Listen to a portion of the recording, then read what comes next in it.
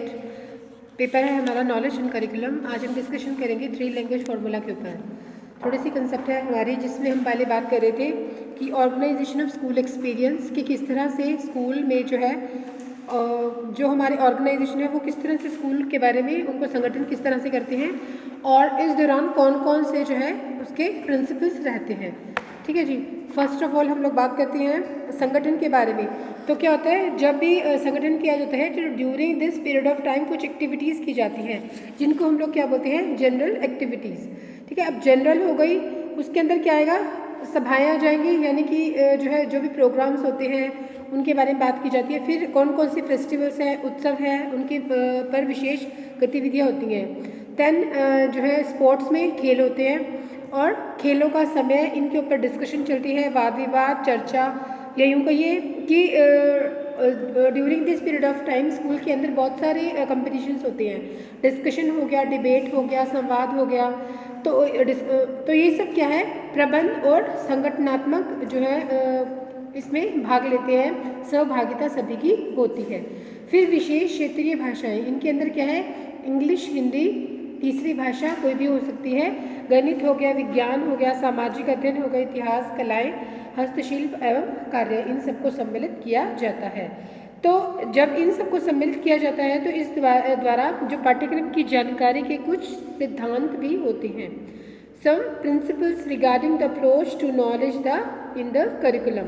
क्या है, नंबर 1, विशेष सामग्री के द्वारा प्रदान किए गए लेंसों के द्वारा सामाजिक वास्तविकता, यानी कि क्या करना है हमने, जो हमारे पास सामग्री हमें प्रोवाइड की गई है उससे प्राकृतिक वातावरण पर आलोचनात्मक परिदृश्य को प्राप्त करना है।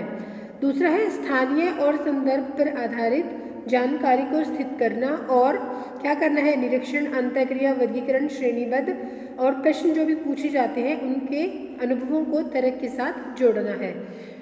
और फिर नेक्स्ट क्या करेंगे, विभिन्न संकायों के साथ संपर्क बनाएंगे और पूछताछ की उपयोगिता, स्पष्टता और सत्य को अस्थायी प्रकृति को महसूस करना।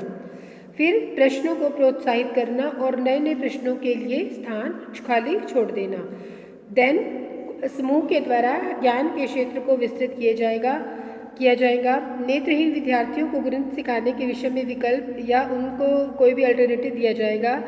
उसके बाद क्या है, कल्पना शक्ति को विकसित करने के लिए कल्पना और विचार शक्ति को जागृत करना।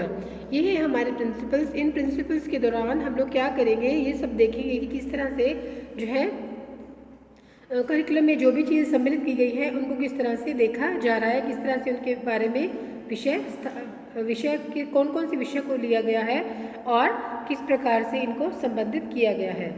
ठीक है जी। उसके बाद बात करते हैं 3 लैंग्वेज फार्मूला की। 3 लैंग्वेज फार्मूला क्या है? त्रिभाषीय फार्मूला भारत संबंधी स्थिति को भाषा संबंधी, यानी कि भारत के अंदर जो भाषाएं हैं उन्हें चुनौती देने के लिए और अवसरों को हल करने का प्रयत्न है।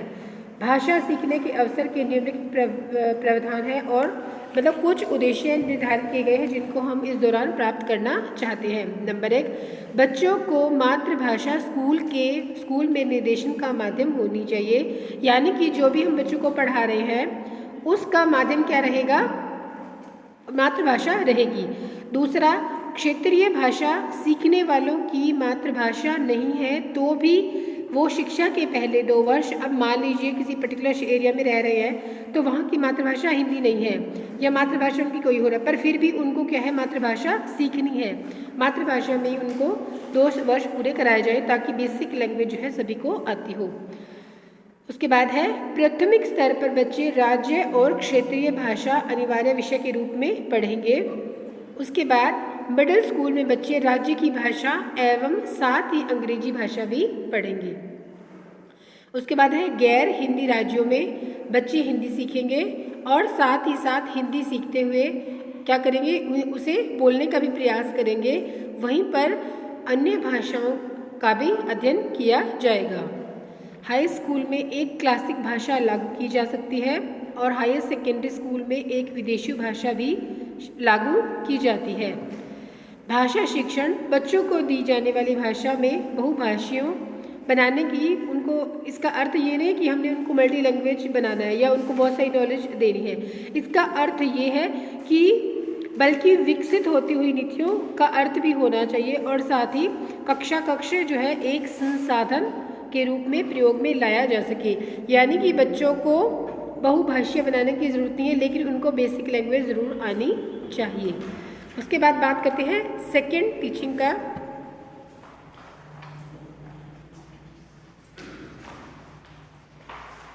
सेकेंड टीचिंग क्या है? या कि सेकेंड लैंग्वेज हो गया, सेकेंड लैंग्वेज सब्जेक्ट हो गया।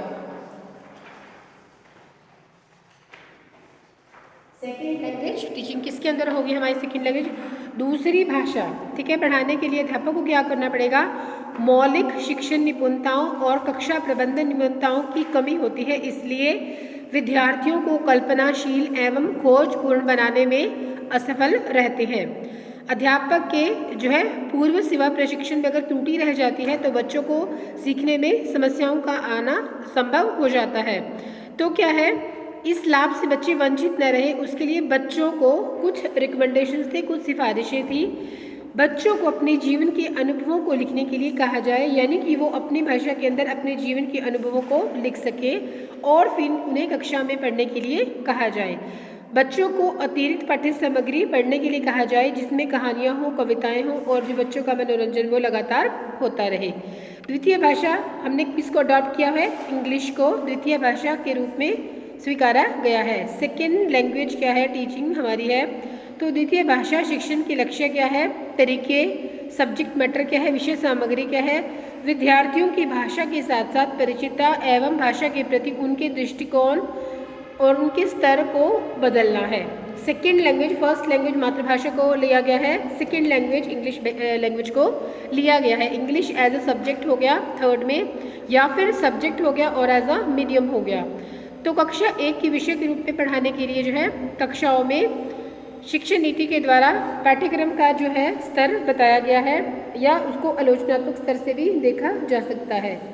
तो 2005 के अंदर जो हमारा करिकुलम फ्रेमवर्क किया था उसके अंदर मैथमेटिक्स को भी एज अ सब्जेक्ट लिया गया।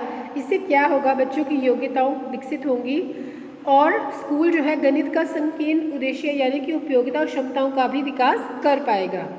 इससे क्या होगा? उच्चतर उद्देश्य गणित के जो उद्देश्य है सोचने, तर्क करने, उनके लॉजिक को समझना, उनके जो है जो भी उनके तर्क हैं उनके निष्कर्षों के साथ उसको अच्छे से समझ पाएंगे और साथ ही समस्याओं का हल भी कर पाएंगे।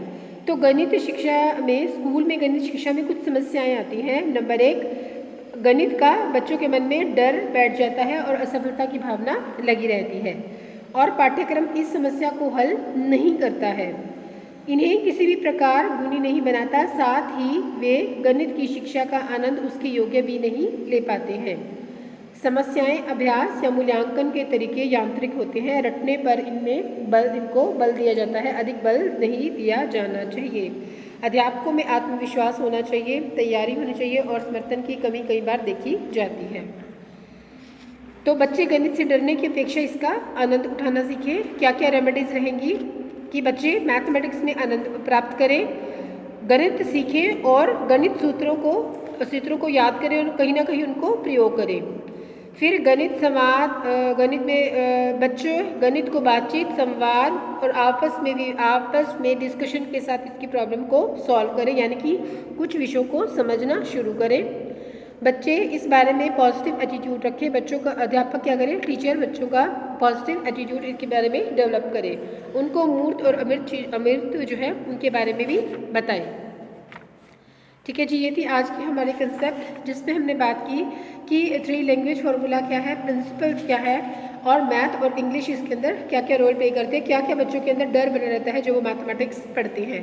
तो मातृभाषा को फर्स्ट लैंग्वेज, ठीक है, और इंग्लिश लैंग्वेज को सेकेंड लैंग्वेज के रूप में अडॉप्ट किया गया है। वहीं पर मैथमेटिक्स और साइंस जो है as well as important subject उनको रखा गया है। Thank you.